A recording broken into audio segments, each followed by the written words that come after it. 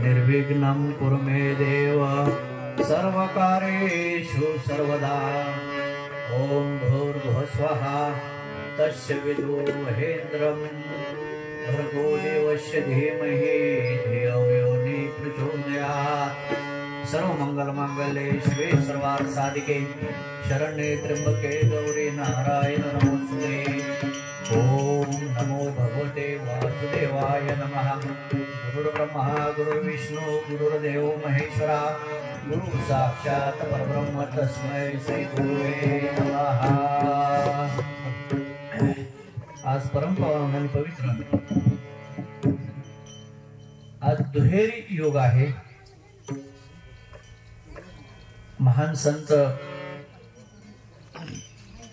मोहिनीदास ढगे महाराज यांच्या पुण्यतिथीचा उत्सव आणि अक्कलकोट स्वामी महाराजांचा प्रगट दिन अशा दोन्ही योगावरती आजची सेवा या ठिकाणी संपन्न होत आहे।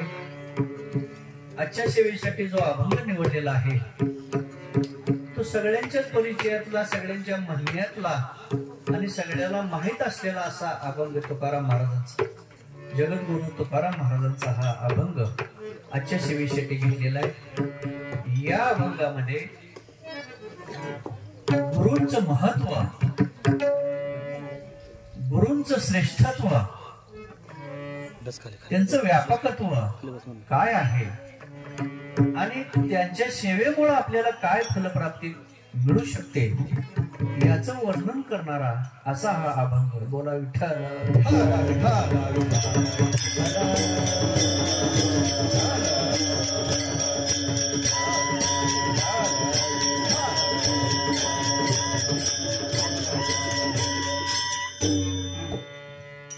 सामान्य माणसं जन्माला येतात, सामान्य माणसं जन्माला येतात तसे संत जन्माला येतात असं नाही।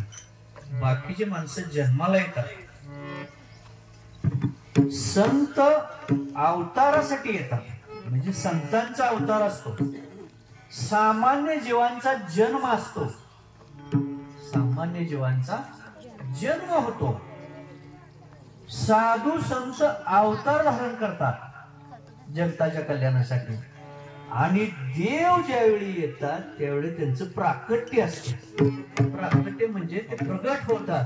त्यांचा जन्म आपल्यासारखा नसतो, अयोग्य संबंध असा जन्म असतो. त्यामुळं आपल्या जन्मात आणि त्यांच्या जन्मात, साधू संतांच्या जन्मात आणि परमात्मा परमेश्वर जन्माला येतो त्याच्यामध्ये फरक आहे. म्हणून आज स्वामी महाराजांची जी जयंती त्याला जयंती असं म्हटलं जात नाही. बाकीच्या तुम्ही ऐकता ह्यांची जयंती त्यांची जयंती, पण आज प्रकट दिन, स्वामी समर्थांचा प्रकट दिन. आता कुठून कसे प्रकट झाले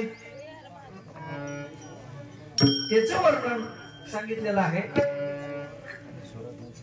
अवतार धारण करायचं त्यांची वेळ आल्यानंतर कर्दळी वनातून बाहेर आले. ते कुठं होते, कुठून आले, काय बाकीचं काही माहिती नाही शास्त्र पुराणांना. कर्दळी वनातून त्यांचं आगमन बाहेर झालं आणि ते बाहेर आलेलेच फक्त बघितले. ते कुठं होते, काय बसले होते, कुठल्या गावावरून आले, काही माहिती नाही. दत्त भगवंताचे अवतार आहेत ते. आणि म्हणून भगवंताचं प्राकट्य असतं. संत महात्मे अवतार धारण करतात आणि सामान्य जीव जन्माला येतात. आता हा जीव जन्माला आल्यानंतर, मानव जन्माला आल्यानंतर त्याला प्रत्येक टप्प्यामध्ये काही ना काही कार्य करायचं आहे. बालपणातलं कार्य आहे, तरुणपणातलं आहे, वृद्धापकाळात आहे. तिन्ही टप्प्यामध्ये त्याला काही ना काही कार्य करायचं. तंबाखू तेवढी इथं बसून खाऊ नका ना, आमच्या पुढं तर खाऊ नका, बाहेर जाऊन खावा तिकडं. आणि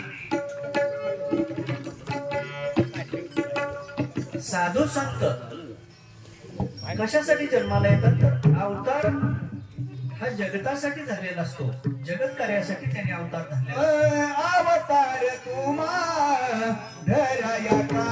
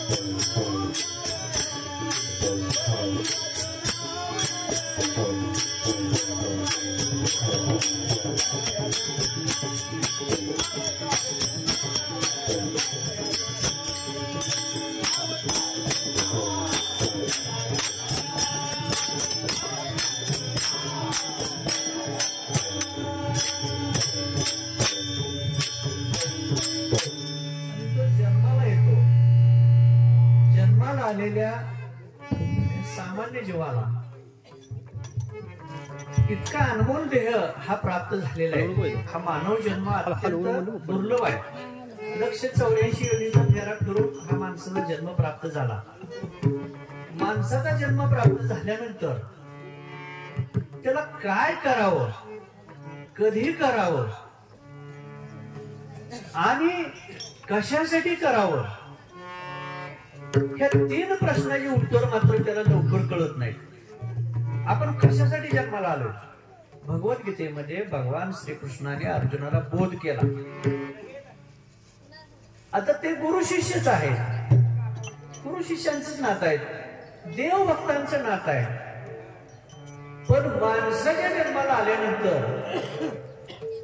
सगळ्यांना काय वाटतं, आमच्यात त्याच्यात काय फरक आहे? त्याला काय 4 पाय आहेत का? त्याला काय 4 डोळे आहेत का? 4 हात आहेत का? मग आम्ही तुम्ही सारखंच आहे अशी सामान्य जीवाची कल्पना राहते. परंतु तसे नाहीत गोष्टी. ज्ञानेश्वर माऊली तुम्हा आम्हासारखी सामान्य मानवरूपी देहालाच जन्माला आले. त्यांनी केलं कार्य, तेही मानव होते. आपल्याला होईल का कार्य? ज्ञानेश्वरी ग्रंथ लिहिला, त्यातली एक ओवी आयुष्यभर आपल्याला उलगडणार नाही. एक ओवी, ग्रंथ नव्हे, अध्याय नव्हे, एक ओवीचा अर्थ संपूर्ण आयुष्यभर जरी आपण त्याचा अभ्यास केला तरी त्या ओवीचा अर्थ संपणार नाही. इतकं गाढ ज्ञान एका ओवीमध्ये आहे. म्हणजे ग्रंथामध्ये किती सामर्थ्य असेल. आणि मग किती मोठं कार्य करून दाखवलं त्यांनी. रेड्या मोठी वेद बोलवला. आता रेडा म्हणजे जनावर आहे. रेडा काय मानव आहे का? तो जनावर आहे. जनावराच्या तोंडून वेद बोलवला. रेड्याच्या देव वेद बोलवला. कशामुळे बोलला तो वेद रेडा? त्याच्या आधी का म्हटला नाही वेद? कशामुळं? ज्ञानेश्वर माऊलींचा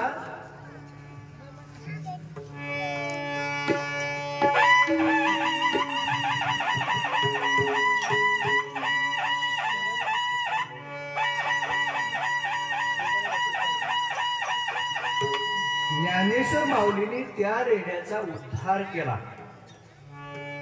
जनावरांचा उद्धार होतोय, रेड्याचा उद्धार होतोय. रेडा सुद्धा राम नाम म्हणतोय. हे रेड्याला कवा कळायचं? अति रेड मोक्षाला गेलं जनावराच्या गतीला येऊन, आणि ही माणसाच्या गतीने येऊन भूताच्या जन्माला चाललं. कोण इतर युनीला चाललं, जनावराच्या गतीला चाललं. 184 युनी. हे कुठं जाईल ह्याचा पत्ता आहे का? नाही पत्ता. का नाही? 50% पुण्य प्राप्त झाल्याशिवाय माणसाचा जन्म मिळत नाही. पाप पुण्य समता घडे तरच नरदेह जोडे. पाप पुण्य समान होतं. कमीत कमी 50% पुण्य आपल्या गाठीला पाहिजे, त्यावेळेला काय होईल? माणसाचा जन्म मिळेल. आता एका टप्प्यात आपण पुढे आलोय. लय मोठा देह प्राप्त झाला, अनमोल देह प्राप्त झाला. ह्याच्यासारखं महत्व दुसऱ्या कुठल्याही जन्माला नाही. मग आता काय? आता एक गोष्ट आहे. झालं तर सोनं, झालं तर सोनं, आणि नाही तर माती. दोन्हीतलं कुठलं तर होतंय. सोनं करून घ्यायचं का माती करून घ्यायची? देह मातीचा मातीलाच जाणार आहे. कोणी राहणार नाही. जो जन्माला आला तो जाणार आहे. आज न उद्या त्याला मृत्यू आहे. महत्व कशाला आहे?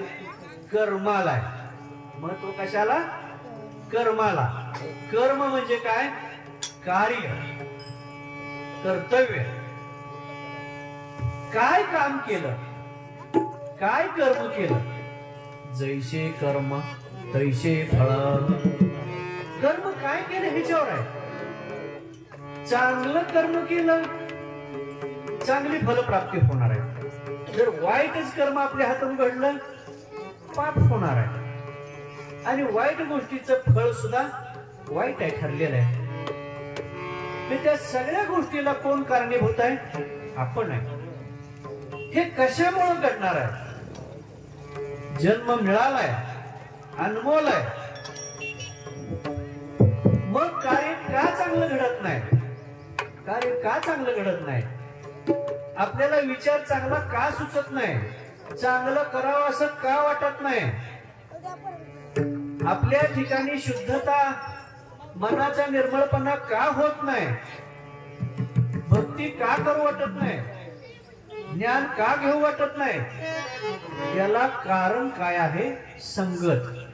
कारण काय आहे? संगत. द्राक्षाचा वेलो लिंबावरी गेला, वान गुण नाही, वान नाही पण गुण लागला. ज्याच्या संगतीत तुम्ही जाणार आहे त्याचा गुण लागल्याशिवाय राहत नाही. आता इतकं वाईट कथन आहे शास्त्र पुराणात की तुम्ही ऐकणार सुद्धा नाही. इतकं वाईट कथन आहे. म्हणजे आपण जे रोजच्या व्यवहारात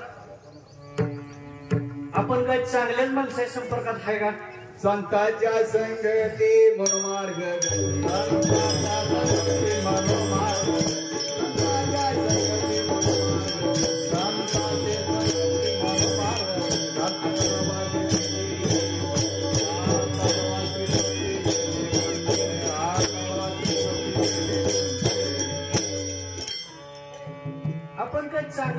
माणसाच्या संपर्कात आहे का? कोणी भेटणार आहे दिवसभर? चांगला भेटणार आहे, वाईट भेटणार आहे, पापी भेटणार आहे, पुण्यवान भेटणार आहे, चोर भेटणार आहे, अनेक प्रकारचे भेटणार आहे. एक जण का भेटणार नाही. करू नका काही संत संग धरा. अरे म्हणजे बाकीचं काही करू नका. मग साधू संतांच्या संगतीत राहावा.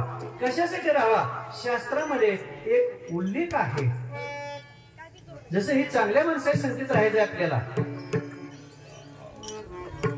वाईट माणसाकडे पाहायचं सुद्धा नाही म्हणून सांगितलं. विचार करा. जर समोरून तो वाईट माणूस, पापी माणूस आला किंवा दुर्जन आला तर त्याच्याकडे बघण्याला सुद्धा दोष येतोय आपल्याला. जवळ जाण्यानं किती येईल त्याचं मोजमाप नाही. येळभर संघ फिरला तर किती दोष येईल हे सांगता येणार नाही. पण नुसता बघितला तरी भरपूर दोष तुमच्यात येणार आहे. मग किती संगतीचा वाईट परिणाम आहे हे आपला पण जाणून घ्यायचे. इतक्या वाईट गोष्टी. आणि मग आपला जर उद्धार करून घ्यायचा असेल तर काय केलं पाहिजे? त्याच्यासाठी गुरूंची आवश्यकता आहे. ज्ञान आहे का आपल्याला? जो जन्माला आला त्याच्यावर मायेचा प्रभाव आहे आणि मायेचा प्रभाव असल्यामुळे त्याला ज्ञान नाही. मी आणि माझं, तो काय म्हणतोय? हे माझं आहे, मी केलंय, मला करायचं आहे, मी आणि माझं. आणि हेच सगळं आयुष्यभर ओझ, मी आणि माझं. आता येताना काय आणलं होतं आणि जाताना काय घेऊन जाणार आहे?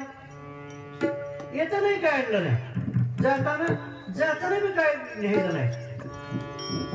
मग तुझं हाय काय तुझं? आणि तरी तो म्हणतो माझं. अरे तुझं कायच नाही.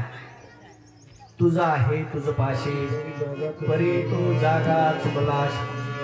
अरे जी वस्तू तुझ्यापाशी दिली आहे ती तुला सांभाळता येणार. कपाट असतं, कपाट. त्या कपाटात वस्तू वेगवेगळ्या ठेवल्या जाते. कपडे ठेवायचा कप्पा वेगळा आहे, पैसे ठेवायचा कप्पा वेगळा आहे.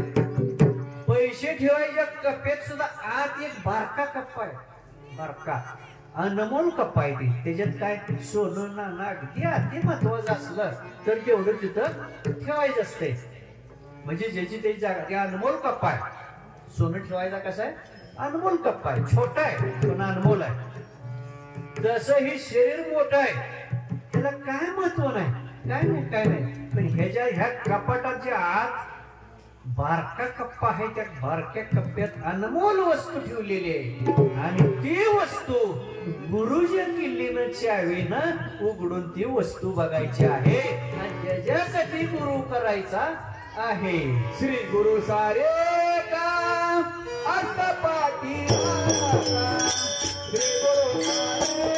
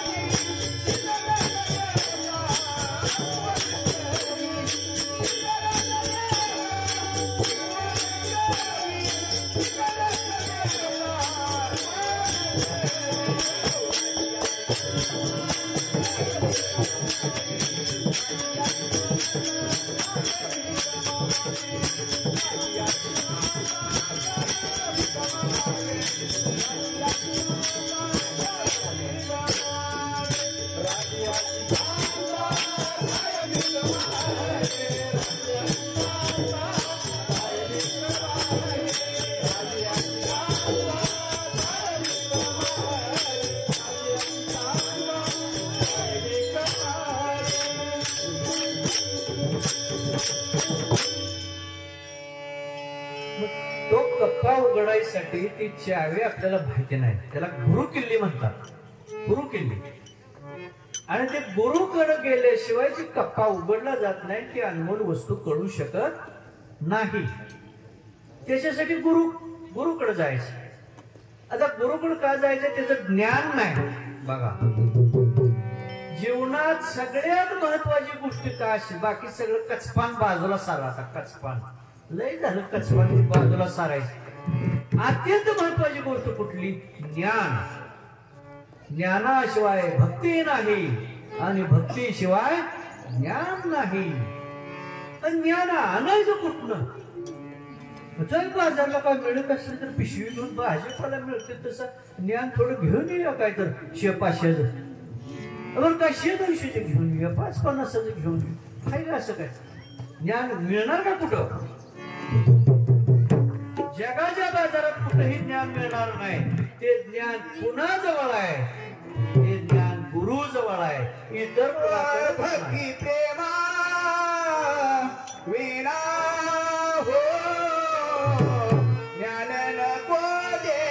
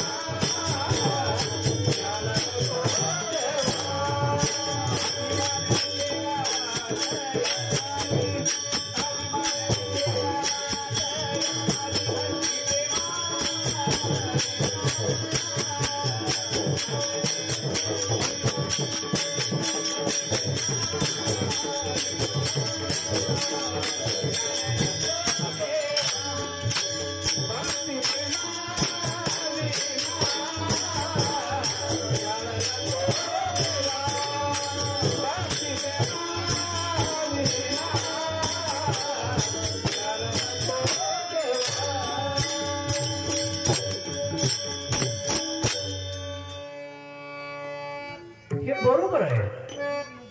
भक्ती प्रेमाविने ज्ञान नको देवा. पहिल्यांदा भक्ती करायची असते, मग ज्ञान घ्यायची तयारी करून गुरुकडे जायचं असते. ही शास्त्र नियम आहे. म्हणजे गुरुकडे जायच्या आधी, नाम घ्यायच्या आधी काय करावं लागतं? अगोदर सेवा भक्ती करायला पाहिजे आणि मग गुरुकडे जाऊन नामस्मरण घ्यायला पाहिजे. आता तशी परिस्थिती नाही, उलटी परिस्थिती झाली. आता आठवा ना आपण काय सेवा केली? मग गुरुकडे गेलो की गुरुने आम्हाला नाम द्यावं.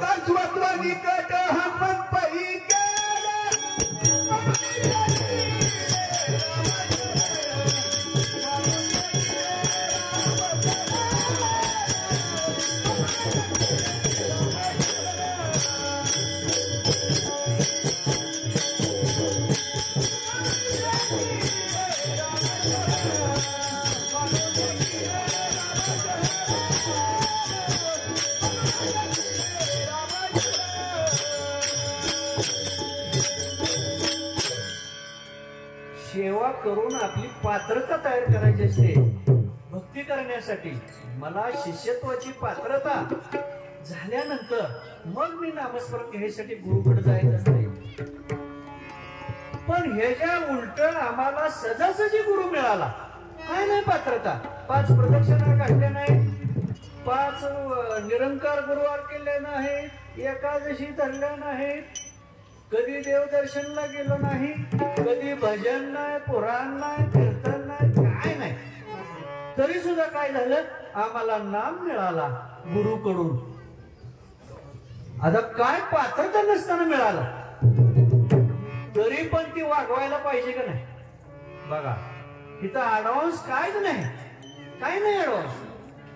सेवा काही नाही, तरी सुद्धा गुरुनी कृपा केली, जवळ घेतलं. का? गुरु दयाळ असत. देवात आणि गुरुत असलेला हा फरक आहे. गुरु दया करेल, देव दया करू शकणार नाही. असे कार्यकूट हात्यार लावून बसली ती. ते म्हणजे मला तुझी काय गरज, हाल चालता हो म्हणते माझ्या दारात. पण गुरु तसं नाही. गुरु दयाळ दयाळ. चंद्रा होई शीतळ, पाण्या होई पातळ. काय गुरुचा महिमा आहे. कळलं का गुरु? नाही हो, आम्ही 50 वर्ष झालं गुरु केलं. अरे कळलं का बाबा तुला? अनमोल गोष्ट आहे. गुरु मिळणं अनमोल गोष्ट आहे. आई वडील मिळणं अनमोल गोष्ट आहे. पण आई वडील कळले का? कळले की कवा गेल्यावर कळले. नाही का आम्हाला काही जमलंच नाही सेवा करायला. तुला कवा कळायचं? अरे कळायचं म्हणजे काय? त्यासाठी ज्ञान पाहिजे. आणि ज्ञान कुणाकडे आहे? गुरुकडे आहे. गुरुकडे तू तोंड फिरवून केला दुसरीकडे. सेवा त्यावरी उच्चारावे.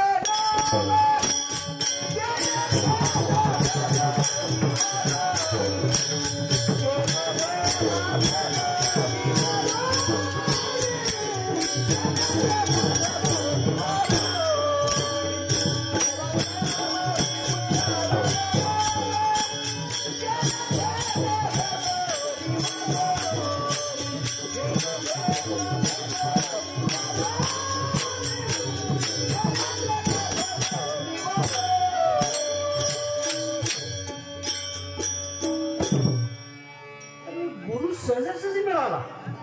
नामस्मरण सहज मिळालं. माळ सहज मिळाली. ज्ञान सहज मिळालं. पण घोडे आडलं कुठं? मग आडलं कुठं? बैलगाडी असते,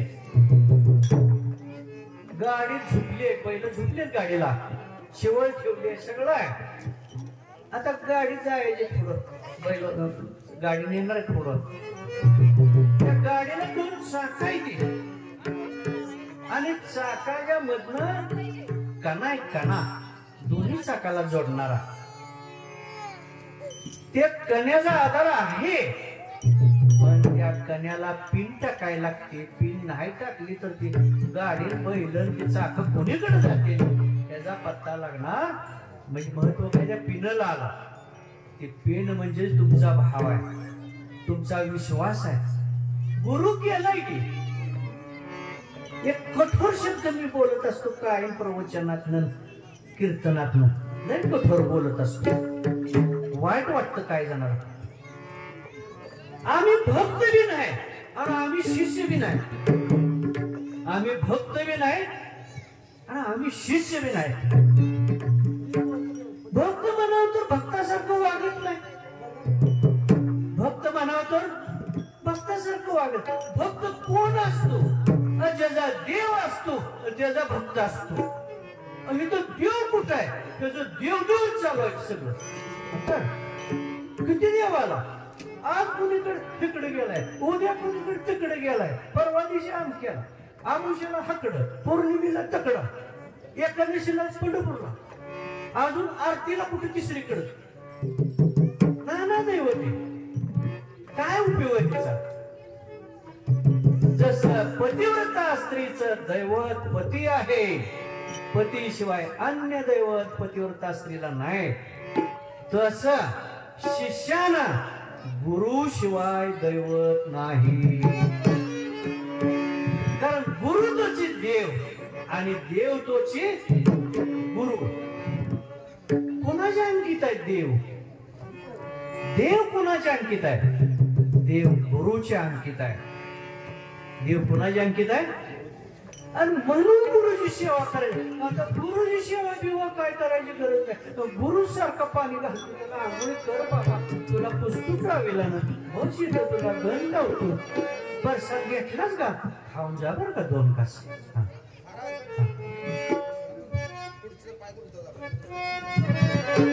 महाराजांची काळजी करा, खुर्चीची काळजी करू नका.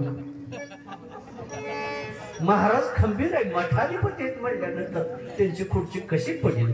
हा बर, त्यांना म्या खुर्ची दिल्या म्हणजे त्यांची खुर्ची पडेल का? आणि मग हे अक्कलकोट स्वामी महाराजांचा प्रगट दिन. श्री गुरु चरणी ठेवी का भाव,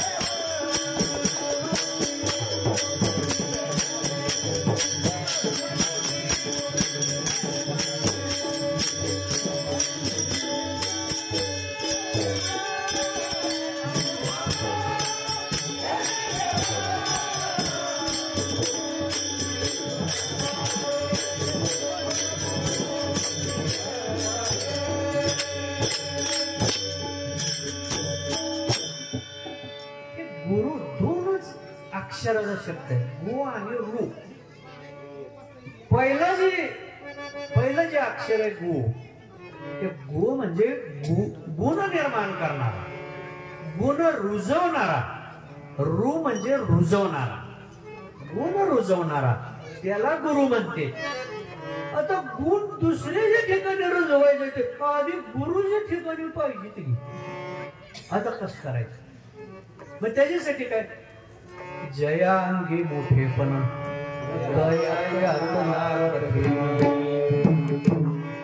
लय अवघड तुक नसते बाबांनो, सगळ्याला सांभाळायचं.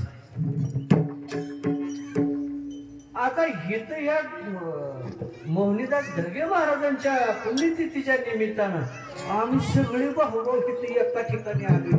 एक चांगला योग आहे ना. आमची कशाला गाठ पडते दोघांची तर. आणि त्यात पुन्हा रात्री आमची भाऊजी बी आली होती अजून कीर्तनाला, आणि मी बी शिवाजी कीर्तन ऐकायला आलो होतो. म्हणजे आपण बी भावाचं कीर्तन ऐकावं. आणि रात्री भाऊजी कीर्तनाला आली ती आली, परत मी गाडी पाठवून दिली माझी बायको यावं म्हटलं कीर्तन ऐकायला. पण दोन खोडील बाया लागल्यामुळे ती एक जण आली. काय वेळा ती इलाज खुटतो ना, ते इथंच इलाज खुटतो. गाडी पाठवून दिली ती मी येऊन म्हटलं हाय शिवाजी कीर्तन ऐकतील म्हणलं, ते आली नाही का. आता ते बाया पैसे त्यांचं काय गुमान असेल कशा असतात गोष्टी. अरे हा आनंद पुन्हा नाही. जन्म नाही रे अनेक, जन्म नाही रे अनेक,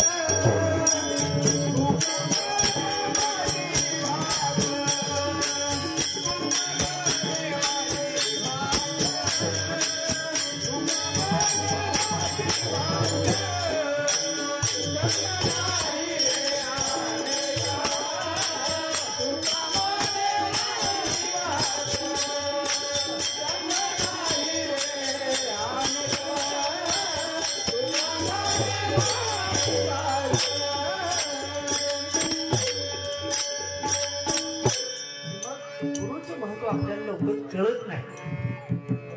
गुरु करणं महत्वाची गोष्ट नाही बाळांनो, गुरु कळणं महत्वाची. गुरु कळला पाहिजे.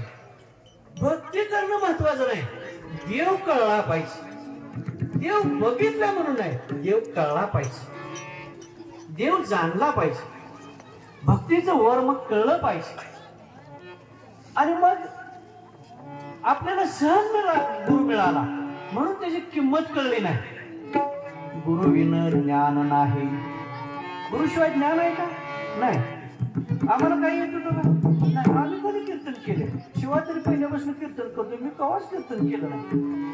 पण कसे तर गुरूंचे आशीर्वाद आहेत आणि तेच करून घेऊ लागले.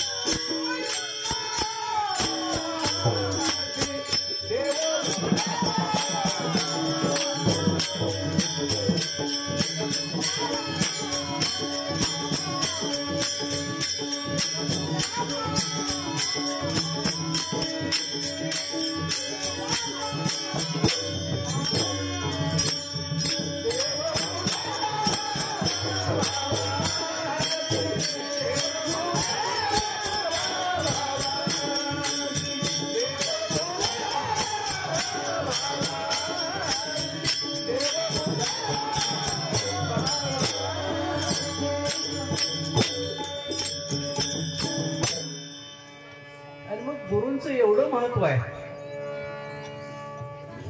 गुरूंची कृपा सगळ्यात मोठी गोष्ट काय, गुरूंची कृपा व्हावी लागते. बरं, आपण गुरु केला, आपण नाम घेतलं, आम्ही शिष्य झालो, आम्ही गुरु केला, पण गुरुने आमचा अंगीकार केला का, ही गोष्ट महत्वाची असते. परमार्थात ही गोष्ट महत्वाची. तुम्ही काय करताय नाही, तुम्हाला वाटतंय आम्ही लयच मोठं नाही बाबा, आम्ही एवढी पारायण केली, आम्ही एवढी अनुष्ठान केली, आम्ही एवढं केलं नाही. गुरुने तुमचा अंगीकार करावा. शिष्याचा अंगीकार कुणी करावा, गुरुने अंगीकार करावा. गुरुला वाटलं पाहिजे हा माझा शिष्य आता पात्र झालेला आहे. तू पात्र व्हायच्या आधी, परीक्षा द्यायच्या आधीच कडे पेढ घ्या, पेढ घ्या, तुम्ही पास झालो.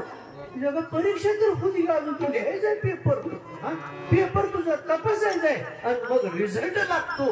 रिझल्ट लागल्यावर मार्क लिस्ट मिळतं, मला मिळालं बरं का, मार्क पास झालो, घ्या बरं का पेढी. मग आनंदानं वाटा. तो दिवस कसा असेल, आनंदाचा असेल. तो कोणता असेल दिवस, ज्यावेळी पावसाचं पाणी जमिनीवर पडतं, जमिनीचं पाणी वगळीने कुठं जातं, नदीला जातं, आणि नदीचं पाणी समुद्राला मिळतं. आणि ज्यावेळी समुद्राला नदी मिळते ना, नदी राहत नाही बाबांनो, तिथं वेगळं पण राहत नाही, द्वैत तिथं राहत नाही. तिथं काय झालं, एक झालं. आकाश मिळून एक, जमीन मिळून एक, पाणी मिळून एक, एक झालं सगळं. तसं गुरु आणि शिष्य एक झाला पाहिजे, तर द्वैत नसलं पाहिजे. 10-5 वर्ष गुरुचा जय करते, राजे महाराज की जय. बर, 8-10 वर्षानं पुन्हा नावच नाही की, जयच नाही, कुठं गेला जय, अरे गुरु चित आहे की, अजून ऐकू की, त्याला पिकर बी ऐकू की. आता राजू करतात नाहीत गोष्टी अशा. देहा जावं अथवा राहावं, रघुवीरा तुझी भेट हो. अरे एकदाच आहे, गुरु आणि शिष्याचं नातं एकदाच आहे. पण ते कसं पाहिजे, अतूट पाहिजे. अतूट, अतूट म्हणजे न तुटणार, कसल्याच हेलकाव्यानं तुटणार नाही, कसल्याच. मग ते मोहमाया पास असू दे, अडचणी किती बी येऊ दे, प्रपंचात किती बी अडचणी येऊ दे, ते नातं तुटलं नाही पाहिजे. आणि आमचं कसं, 100 कामं केली गुरु, किती केली, 100. या काढतर असेल, जरा उशिरा होईल, किंवा होणार बी नसेल, त्याच्या प्रारब्धाचा भोग असेल, एका कामासाठी ती नाराज होणार, आणि त्याच दिवशी गुरुला राम राम ठोकणार, नको बाबा आम्हाला हे गुरु, हे महाराज नको. अरे ह्याच्यासाठी गुरु करतो का आम्ही, काय मिळवण्यासाठी प्रपंचातले हे सुख, प्रपंचातलं तुला किती जरी मिळालं तर तुझं समाधान होणार आहे का, नाही होणार. समाधान कधी होणार आहे, ज्यावेळी तू गुरु केला, नामस्मरण केलं, उपासना केली, तुला ज्ञान होईल. तुला काय होईल, ज्ञान होईल. कच्ची गाडगी अजून आवेग टाकायच्या आधीच म्हणते की आम्ही पक्क झालो. अरे ते आवा बाहेर काढायला लागतो सगळा, पूर्ण भाजून, कधी भाजून सोनं भट्टीतनं बाहेर यावं लागतं, मग ती सोनं आहे का पितळ आहे कळते. तो भट्टीकडे जायचा विषय ना, आम्ही पिवळा घे, आम्ही पिवळा घे, पिवळी पितळ बी असते बाळा, सोनं आहे असं काय आहे का. मग त्याला भट्टीत नाहीये बाहेर, तो भट्टीत ना आला का नाही, मग तो सोना निश्चित होईल. त्याची परीक्षा कोण करणार, सोनार करणार. इतराला माहित आहे का नाही. तसं गुरुनं सगळं नाम दिलं, उपासना केली, सगळं केलं, म्हणून गुरु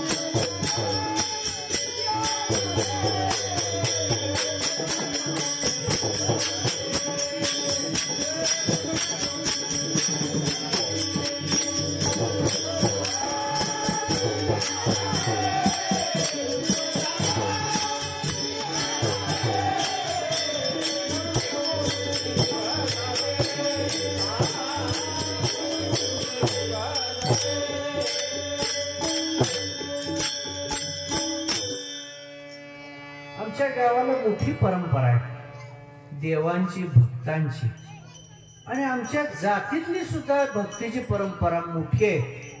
कारण माळिकरायानं बिरोबाला गुरु केलं. ते काय सहजासहजी त्यांना ते गुरुची प्राप्ती झाली नाही. किती मोठी परीक्षा माळिकरायाची घेतली. साधा मेंढर राखणारा माळिकराय, तर त्याला वाटलं गुरु करावा, आपल्याला ज्ञान मिळावं, आणि म्हणून बिरोबांच्या दर्शनाला गेला. ते तपस्वी आहेत, महान ऋषी आहेत, आणि दर्शनाला गेल्यानंतर त्याने विनंती केली, मला अनुग्रह द्या, नाम द्या, माझा उद्धार करा. आणि आत्मज्ञानाला पूर्वी एक शब्द होता, त्याला गुरुज्ञान म्हणायचं. अजूनही जुन्या काळातला तो शब्द आहे, गुरुज्ञान. आणि ते माळिकरायाने काय मागितलं, मला गुरुज्ञान पाहिजे, म्हणून मी आलो. ते म्हणले, तू आता रोज मेंढर राखत फिरणारा, तुला काय हे घडणार आहे, ही सेवा उपासना. अरे म्हणले, लय मोठं बो, कितीतरी साधना करते, तर तुला काय घडणार, कामाधंद्यात तू काय करणार. नाही म्हणते, महाराज तुम्ही काय सांगाल त्या मी करतो. पण त्याला नाम द्यायच्या आधी, शिष्य बनवायच्या आधी त्याला एक अट ठेवली त्याच्या पुढं बिरोबाने.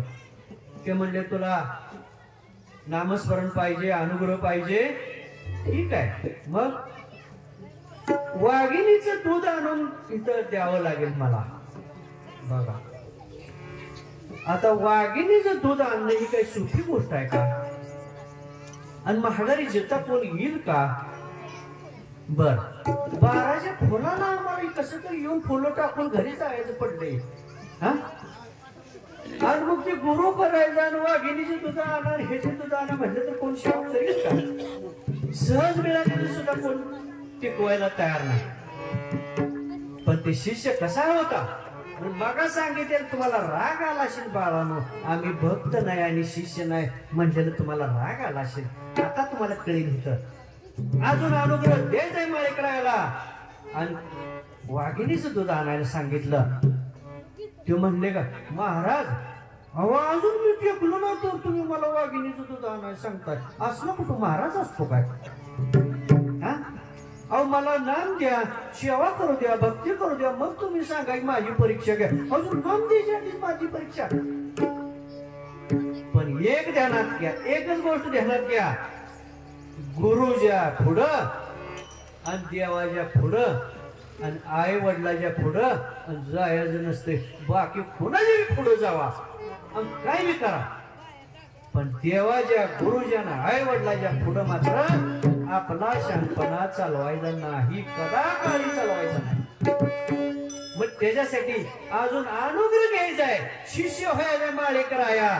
पण तो कसा आहे, जातीवंत आहे. कसा आहे तो, तुका म्हणे येथे असावे लागते जातीचे, येऱ्या गबाळाचे का म्हणू हे. आणि मग ते म्हणलं का नाही, चला गेला आणि जंगलात जाऊन वाघीण कुठे शोधून काढले, ते दूध वगैरे आणलं. आपल्याला सगळी कथा माहित आहे.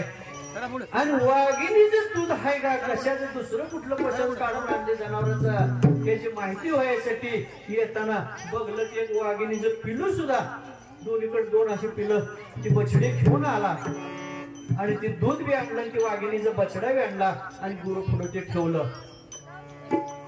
ह्याला काय म्हणते ते, शिष्य म्हणते. ते बाळांना ह्याला शिष्य म्हणते. किती विश्वास, नाम घ्यायच्या आधी, गुरु करायच्या आधी एवढा विश्वास आहे. आणि गुरु केल्यावर काय करेल ती बाबा, आणि करूनच दाखवलं की माळिकरायाने. अनुग्रह तर मिळालाच मिळाला, पण किती देव प्राप्त झाले. पांडुरंग प्रसन्न झाला, भगवान शंकर प्रसन्न झाले, सगळे देव प्रसन्न झाले माळिकरायाला. कोणामुळे प्रसन्न झाले, गुरुमुळे प्रसन्न झाले. आणि कशामुळं, गुरुच्या चरणावर विश्वास ठेवल्यामुळं, गुरुच्या चरणावर भाव आहे. गुरु जवळी वर वर सांगू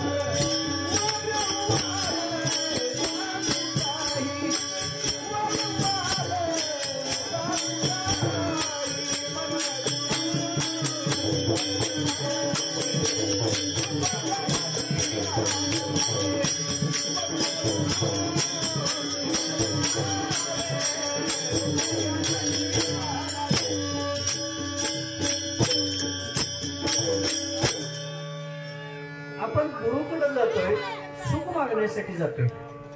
कशासाठी जातोय? प्रपंचात सुख मागण्यासाठी गुरुकडे जातो. सेवा करायसाठी कोण गेलं का? भक्ती करायसाठी कोण गेलं का? नाही गेलं. त्याला काय पाहिजे? प्रपंचात सुख पाहिजे. पण सुख मिळाल्यानंतर त्याला सगळा आनंद मिळेल अशी गोष्ट नाही. तर त्याच्या पुढची पायरी कुठली? समाधानाची. सुख मिळालं पण समाधान नाही. समाधान कधी होणार आहे? ज्ञान मिळाल्यानंतर काय होणार आहे? कर्म चांगलं होणार आहे. कर्म चांगलं झाल्यानंतर परमात्मा परमेश्वराची प्राप्ती होणार आहे. म्हणजे काय होणार आहे? दर्शन होणार आहे. कर्म चांगलं झाल्यानंतर दर्शन होणार आहे. ज्ञान झाल्यानंतर दर्शन होणार आहे. भगवंताचं दर्शन झाल्यानंतर, भगवंताची कृपा झाल्यानंतर सगळ्यात मोठा आनंद त्या माणसाला, त्या जीवाला होईल की जो आयुष्यभरामध्ये ते करायसाठी तो जन्माला आला. याचसाठी केला होता अट्टहास, शेवटचा दिसत गोड पावा. आणि हे समाधान कधी मिळतं? भगवंताचं दर्शन झाल्यानंतर. आणि हे दर्शन म्हणजे सर्वोच्च सीमा आहे, अगदी परमोच्च आहे की त्याच्यानंतर तो आनंद इतका आनंद आहे की त्याला संपूर्ण जीवनामध्ये एवढा आनंद होतो. आनंदुरे आजी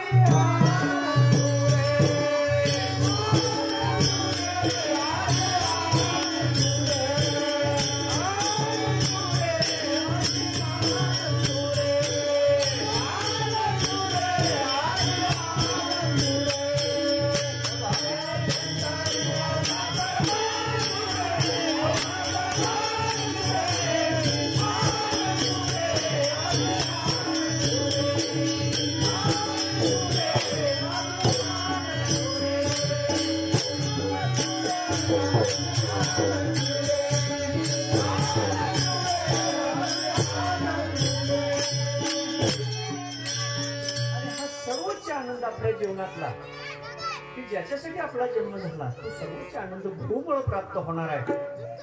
आणि हे भाग्य आपल्या वाट्याला यावं त्याच्यासाठी मागणं आपलं काय असावं?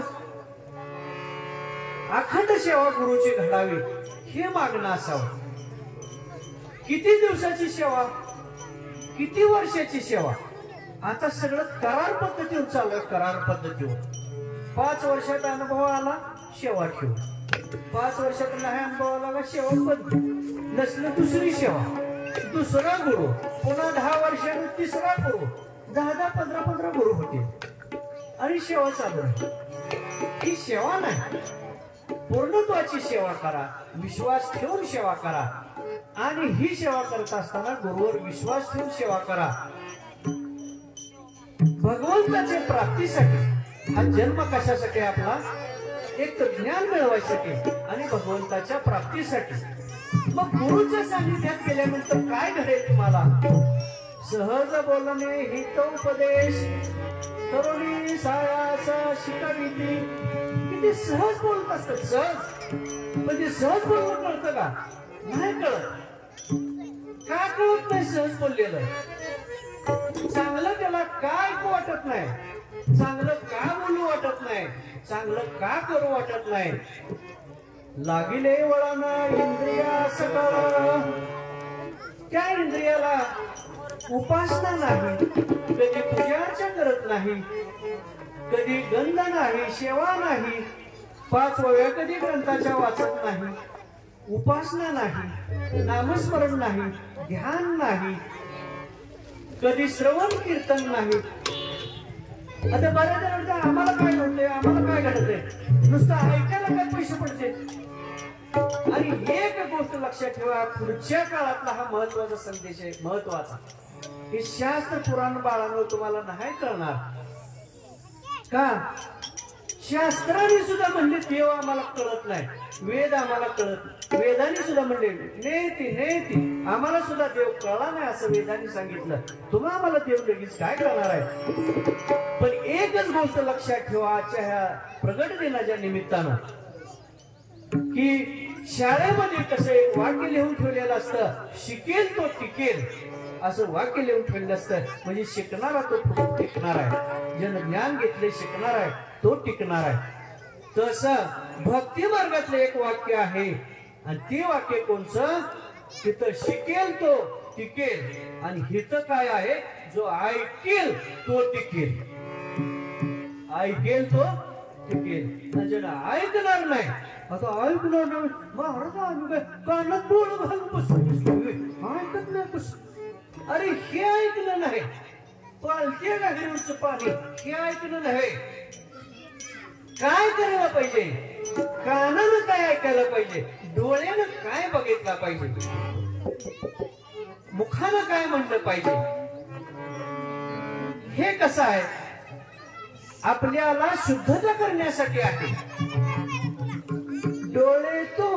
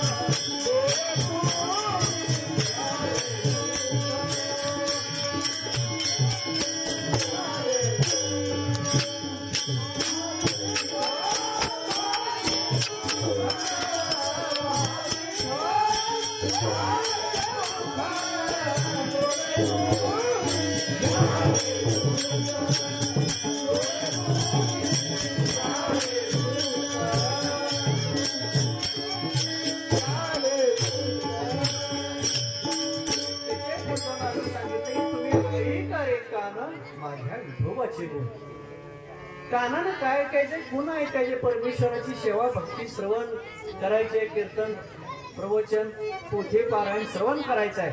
डोळ्यानं भगवंताचं रूप बघायचं आहे आणि ते काय करायचंय? मनामध्ये साठवायचं आहे. पण आमच्या कानात ते आम्ही ऐकतोय, बरं ऐकते कुठं? तुझ्या आत कानात जायला त्याला वाटच नाही. काय वाट नाही? त्या कानात इतकं भरलंय म्हणजे पुरी भरलंय, लय जणांनी भरले, भरले. माया जगातल्या सगळ्या लोकांनी त्याच्या कानात भरले. असं बरोबर का? कसं बरोबर का? मित्रांनी अनेक तऱ्हेने उपदेश केलाय, हे असं चांगलं आहे बरं का, हे केलं पाहिजे, असं जायला पाहिजे. अनेकांनी सांगितले आणि चांगल्याने मी सांगितले आणि वाईटाने मी सांगितले आणि त्याचं कान भरलेत. कान काय झाले तर भरले. आता सांगायची गोष्ट काय राहिली नाही, कान भरायच्या गोष्टी जास्त चालू आहेत आणि चांगली शिकवणी हा भाग दूर राहिला. आणि म्हणून की आत भरलेलं जे गबाळ आहे ना ते बाहेर काढून टाकायसाठी शुद्धता हवी लागते आणि मग तुम्हाला भगवंताची सेवा घडेल. तोपर्यंत घडणार नाही. शुद्धता कधी होईल? काया वाचा म्हणे सगळी शुद्धता हवी लागेल. जैशी गंगा वाहे तैसे नाचे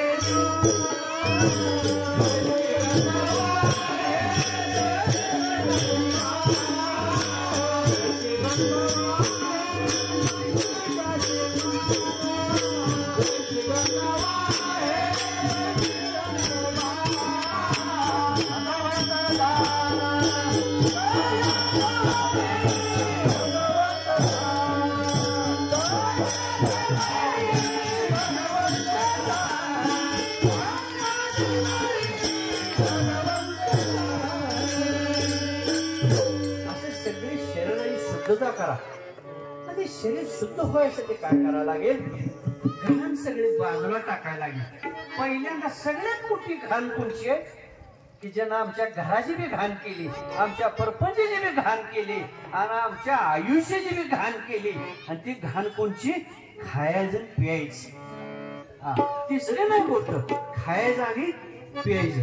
काय जणांनी खाऊन घाण केली आणि काय जणांनी पिऊन घाण केली आणि काय जणांनी खाऊन पिऊन घाण केली.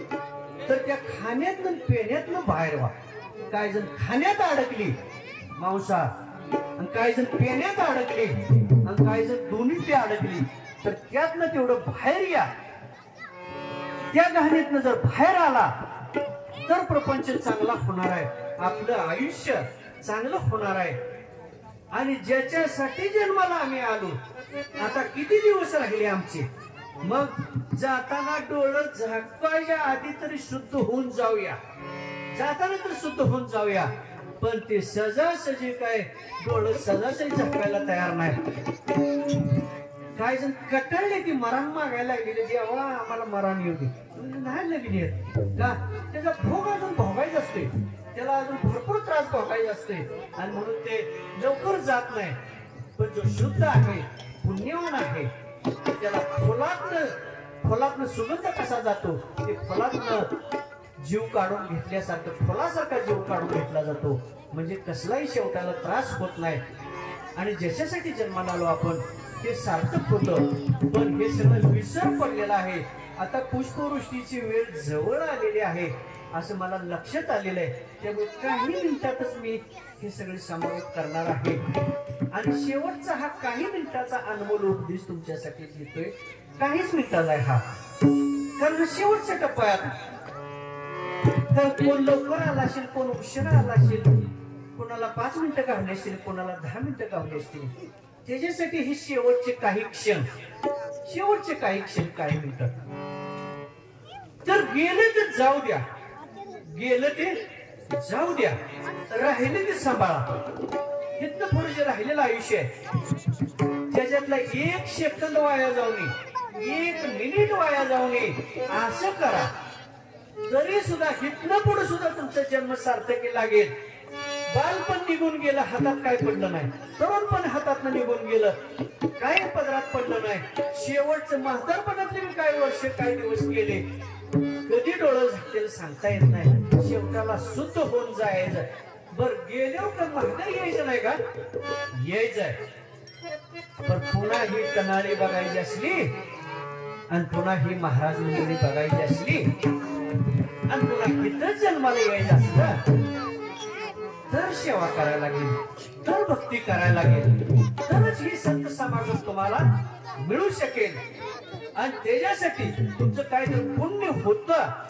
जसं अरुणापा तुमच्या मंगळवेढला म्हटलं जाते, मंगळवेढा भूमी संतांची, इतके संत तुमच्या मंगळवेढा भूमीत आहे. तसं आमची तनाळी भूमी सुद्धा काही बारकी नाही. इथं भरपूर संत आहेत, इथं भरपूर गुरु आहेत.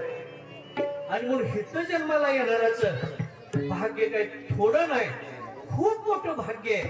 कारण एवढी संत मंडळी त्यांना डोळ्यांना पाहायला मिळते, त्यांच्या अनुभवास येते किंवा सानिध्यात राहतात. आणि म्हणून त्या शेवटच्या टप्प्यात तरी शुद्ध व्हा. आणि सगळं करताय तुम्ही, पण संतांचा सहवास मिळणं, साधू संतांच्या संगतीत जाणं ही अत्यंत महत्वाची गोष्ट आहे.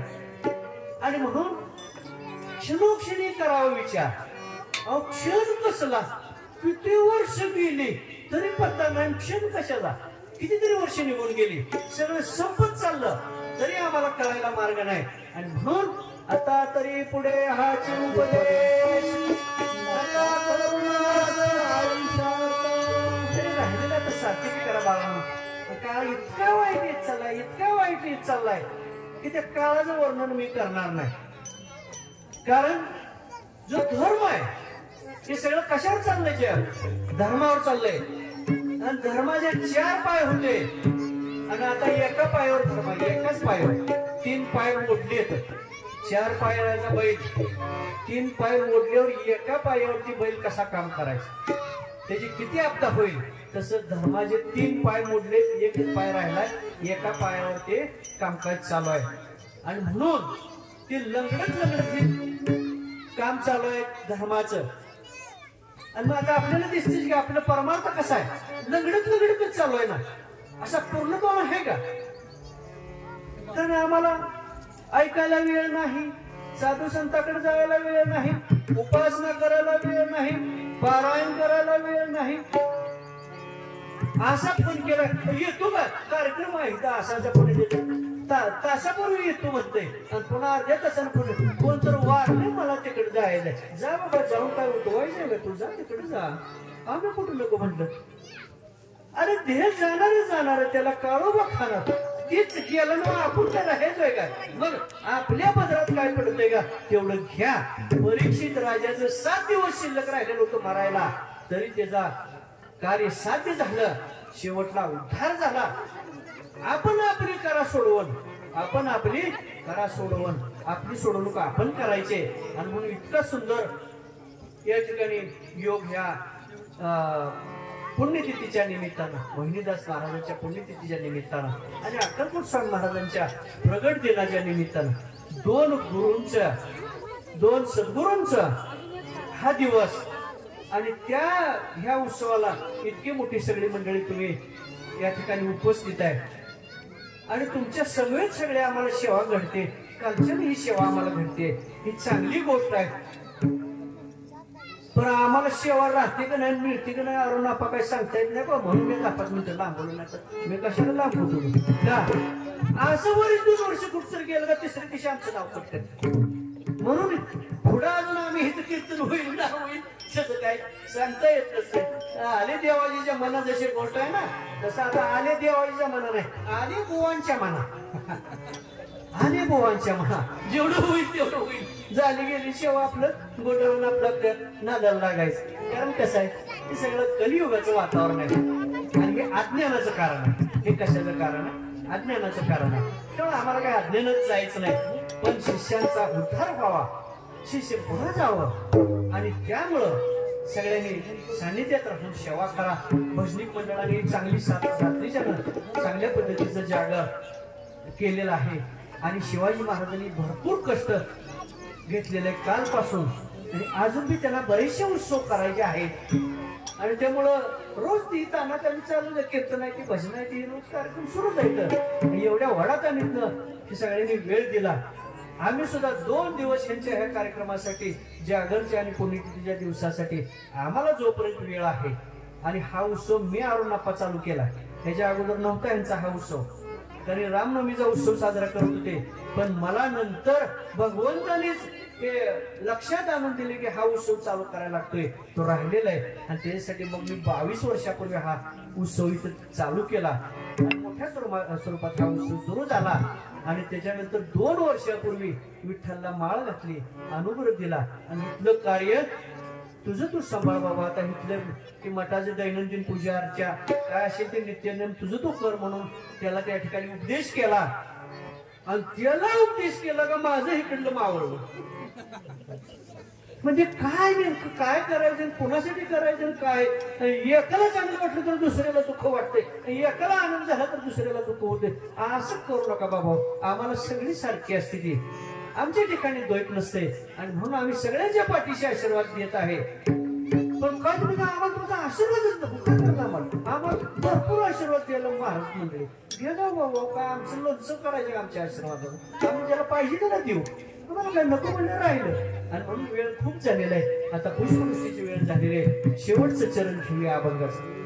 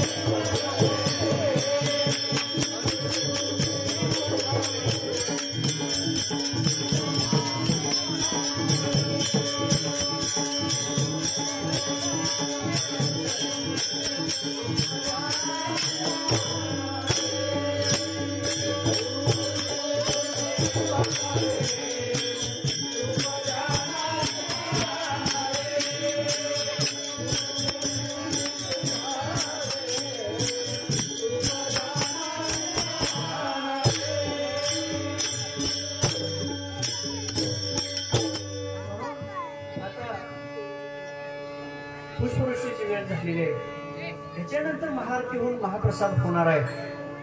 हा प्रसाद सेवन करण्यासाठी प्रसादाला किती महत्व असतं तर इंद्रादी देव स्वर्गातले देव सुद्धा प्रसाद मिळवण्याची इच्छा व्यक्त करतात.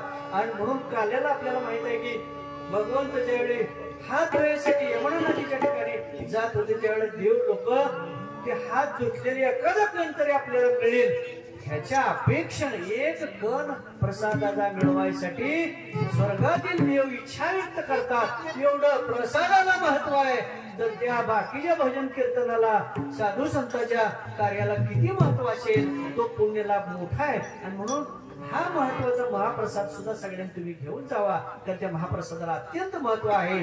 चांगल्या पद्धतीने या ठिकाणी सगळ्याच मंडळांनी आता सेवा केलेली आहे. आणि म्हणून आता पुष्पवृष्टी पण उभा राहा.